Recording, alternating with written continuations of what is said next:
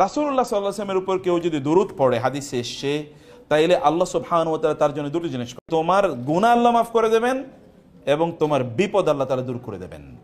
যদি বেশি বেশি কি করো, দুরূদ পড়ো।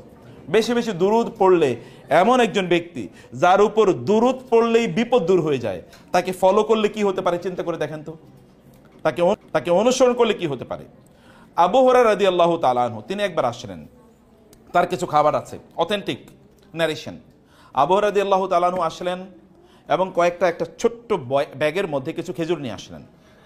এসে তিনি রাসূল সাল্লাল্লাহু আলাইহি ওয়াসাল্লামকে বলেন, ইয়া রাসূলুল্লাহ, আমার এই খেজুরের জন্য একটু দোয়া করে দেন আপনি, খেজুরের মধ্যে কি একটু দোয়া করে দেন আপনি।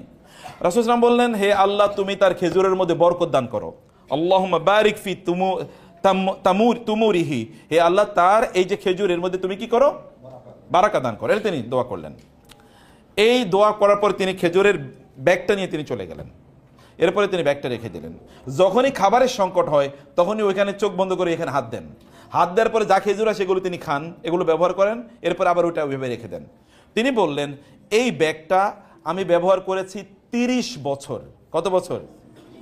খেজুর কি 30 বছর ইয়ে থাকে নাকি? খেজুর নষ্ট হয়ে যাওয়ার কথা না।